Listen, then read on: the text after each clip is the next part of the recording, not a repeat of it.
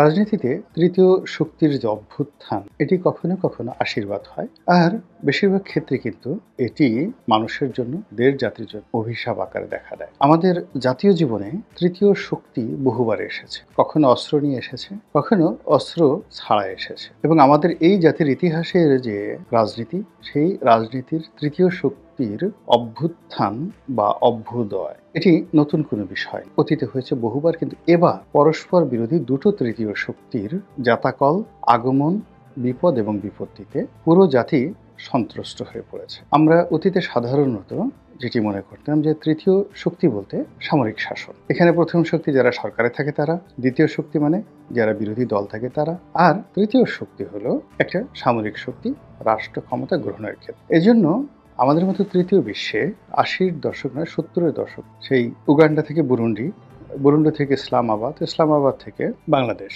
এরকম শত শত রাষ্ট্র যারা দরিদ্র ছিল সেখানে ঘন ঘন সামরিক অভ্যুত্থান হতো, এবং সে সকল অভ্যুত্থানের ফলে বহুকালের যারা সামরিক শাসক তারা বহুকালের যে আবর্জনা স্বৈরশাসক তাদের বিরুদ্ধে অনেক ক্ষেত্রে সফল হয়েছেন এবং একটি কল্যাণকর রাষ্ট্র উপহার দিয়েছেন। কিন্তু বেশিরভাগ ক্ষেত্রে যেটি হয়েছে সেটি হলো সামরিক শাসনের জাতাকলে সেই রাষ্ট্র ব্যর্থ হয়েছে এবং সেই রাষ্ট্রে গৃহযুদ্ধ মানে চলেছে বহু বছর ধরে, এবং সেখানে জাতিসংঘকে যেতে হয়েছে, এবং সে জাতি ২০, ৩০, ৪০, ৫০ বছর পিছিয়ে গেছে, এবং পৃথিবীতে অসভ্য রাষ্ট্রের তালিকায় সেই রাষ্ট্রের নাম লেখা হয়ে গেছে। যেমন ধরুন উগান্ডা, আপনি যদি এখন উগান্ডার যে কোনো সূচককে আপনি মূল্যায়ন করেন, অর্থনীতি, রাজনীতি, ডেভেলপমেন্ট, উন্নয়ন, এডুকেশন, সব কিছুই বাংলাদেশের চাইতে বহু বহু গুণে তারা এগিয়ে গেছে, এমনকি ভারতের চেয়ে এগিয়ে গেছে। এবং সেখানে উগান্ডার ভাষা এবং ফ্রেঞ্চ ভাষা এবং ইংরেজি ভাষা, তিনটি ভাষা একেবারে যাকে বলা হয় ভাত মাছের মতো করে সবাই বলতে পারে। তো এখনকার যে প্রেসিডেন্ট তিনি স্বৈরশাসক সিলভিও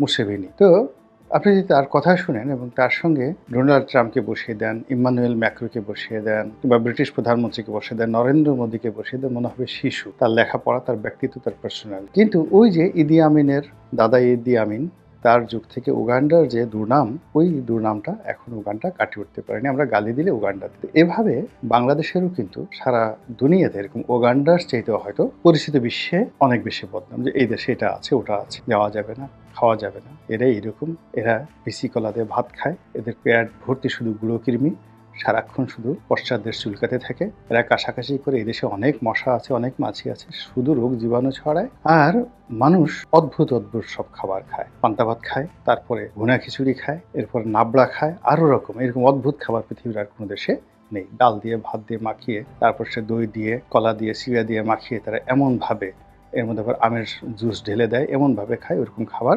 দেখলেই কেন ঘিনঘিন করে পশ্চিমা দুনিয়াতে। আপনি জাস্ট একটা উদাহরণ দিই আপনাকে, আমরা বাঙালি যারা আছে বিদেশে গিয়ে বাঙালি খাবার খাওয়ার জন্য খুব উদ্গ্রীব হয়ে পড়ি। তো হংকংয়ে এরকম আমি যখন খুব ঘন ঘন যেতাম, তো ওখানে একটা বাঙালি রেস্টুরেন্ট ছিল চুংকিং ম্যানশনে। তো আমি থাকতাম ঠিক উল্টো দিকে একটা 5 স্টার হোটেলে থাকতাম, কিন্তু খাওয়া দাওয়া করার জন্য আমাকে এই চুংকিং ম্যানশনই আসতে হতো। বাঙালি খাবার আমার ভালো লাগতো। বাংলাদেশ ক্লাব নামে একটা রেস্টুরেন্ট ছিল, মিস্টার সাইদ ছিলেন সেটার মালিক। তো আমার হংকংয়ের এজেন্টকে নিয়ে আমি একদিন এলাম সেখানে। তো আমরা বাঙালিরা খাচ্ছিলাম, আমি খাচ্ছিলাম। তো পুরোটা সময়ই সেই হংকংয়ের যে ভদ্রলোক অন্যদিকে তাকিয়ে ছিলেন। আমি স্পষ্ট বুঝতে পারছিলাম যে আমরা হাত দিয়ে খাচ্ছি, ডাল দিয়ে, চুমুক দিয়ে সুরসুর করে শব্দ করছি, মাছ খাচ্ছি, মোষে, দাড়িতে, মুখে আমাদের সেই খাবার সব জড়িয়ে যাচ্ছে। এই দৃশ্য দেখে ওই ভদ্রলোকের হয়তো বমি এসে গেছে। আমি আর জীবনে কখনো কোনো বাঙালি রেস্টুরেন্টে এরকম আর কাউকে, এরকম আর কি, আমরা নিজেদের জায়গাতে বসে যত বড় কথাই বলি না কেন, কিন্তু বাস্তব অবস্থা হলো মানে আমাদের সঙ্গে অন্য রকমের ধারণা কিন্তু বিদেশিদের রয়েছে। তো যেটি বলছিলাম যে তৃতীয় শক্তি, সেই তৃতীয় শক্তি সামরিক শক্তি, আরেকটা হলো রাজনৈতিক শক্তি। প্রচলিত বড় বড় দুটো রাজনৈতিক দল থাকে, তিনটে রাজনৈতিক দল থাকে, তার বাইরে হঠাৎ করে একটা তৃতীয় শক্তির অভ্যুদয় হয়। সেটি 1954 আমাদের এই বাংলাদেশে যুক্ত ফ্রন্ট হয়েছে, তৎকালীন পূর্ব পাকিস্তানে, এবং তখন মুসলিম লীগের তুলনায় আওয়ামী লীগ খুবই ছোট একটা দল ছিল। তারপরে কৃষক প্রজা পার্টি যারা ঐক্য করেছিল তারা, সেটা তখন বাংলাদেশে এখন মুসলিম লীগের যে অবস্থা, তখন ঠিক তাদের অবস্থা ওই রকম, মানে খুব একসময় নামকাম ছিল, কিন্তু শেরে বাংলাকে ফজলুল হক এত বয়োবৃদ্ধ হয়ে পড়েছিলেন 1954-এ যে তিনি আর রাজনীতি করবেন না, অবসর নিয়েছিলেন, এবং তার কোনো রাজনৈতিক কর্মকাণ্ড এবং পার্টির কোনো কর্মকাণ্ড ছিল। মাওলানা আব্দুল হামিদ খান ভাসানী তখন খুব তেজি নেতা, কিন্তু আওয়ামী লীগের মধ্যে কোণঠাসা। বিভিন্ন কারণে কোণঠাসা। আর হোসেন শহীদ সোহরাওয়ার্দীর অবস্থা হলো এখন ডক্টর মোহাম্মদ ইউনূস যেরকম মানে অন্য একটা জায়গা থেকে এসেছেন ঐরকম। তিনি কলকাতা থেকে পাকিস্তানে এস্টাবলিশ হওয়ার চেষ্টা করেছেন। পাকিস্তান তাকে তাড়িয়ে দিয়েছে। আবার কলকাতায় যাওয়ার চেষ্টা করেছেন। কলকাতা তাকে তাড়িয়ে দিয়েছে। আবার তিনি বাংলাদেশে এসে এই রাজনীতি প্রতিষ্ঠা করার চেষ্টা করেছেন এবং ওই মুহূর্তে যারা গ্র্যান্ড বস ছিলেন রাজনীতির, আবুল হাশিম সাহেব ছিলেন তখন গ্র্যান্ড বস, রাজনীতির তাত্ত্বিক গুরু। তো সেই তাত্ত্বিক গুরুর সেই হাত ধরে মূলত হোসেন শহীদ সোহরাওয়ার্দী বাংলাদেশের রাজনীতিতে জাস্ট অল্প কয়েকদিন আগে অভিষেক তার সম্পন্ন হয়েছে। তো ওই সময়টিতে 1954 এর যুক্ত ফ্রন্টের যে ইলেকশন, নির্বাচন এবং জয়লাভ, এটা একটা তৃতীয় শক্তির অভ্যুদয়ের মতো। পশ্চিমবঙ্গে মমতা ব্যানার্জির যে অভ্যুত্থান এবং উদয়, এটাও তৃতীয় শক্তি। এখানে কংগ্রেস, বিজেপি, তার বাইরে কমিউনিস্ট পার্টি, তো এতগুলো দল বাদ দিয়ে উনি যখন নতুন দলটি করলেন, এটিও একটা তৃতীয় শক্তি, রাজনৈতিক তৃতীয় শক্তি। আর যদি আম আদমির পার্টির কথা ধরেন দিল্লিতে, সেটাও একটা তৃতীয় শক্তি। রামচন্দ্রনের কথা আপনারা জানেন সবাই, জয়ললিতার কথা জানেন, সেটাও একটা তৃতীয় শক্তি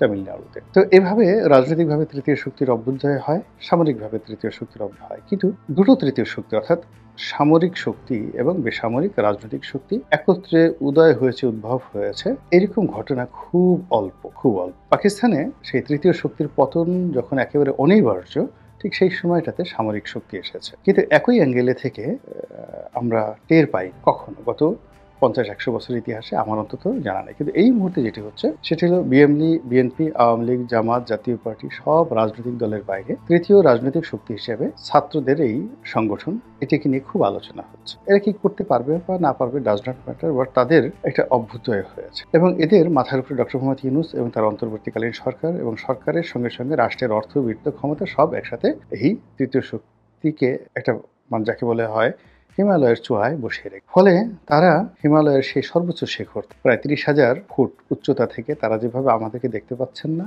আমরাও সেই মাটিতে থেকে মাউন্ট এভারেস্টের চূড়ায় বসা সেই শার্লক হোমসের নায়কদেরকে আমরা এখন কিন্তু আন্দাজ করতে পারছি না, দেখতে পাচ্ছি না। ফলে এইগুলো একটা। দ্বিতীয়ত হলো সারা বাংলাদেশের সর্বত্র আলাপ আলোচনা হচ্ছে যে সামরিক শাসন অনিবার্য, আসবে, আজ আসবে, কাল আসবে, ইত্যাদি ইত্যাদি। তো এটার পক্ষে কথা আছে, বিপক্ষে কথা আছে, কিন্তু এই আতঙ্ক এবং এই আলাপ আলোচনা মানুষকে কিন্তু ভীষণভাবে নাড়া দিচ্ছে।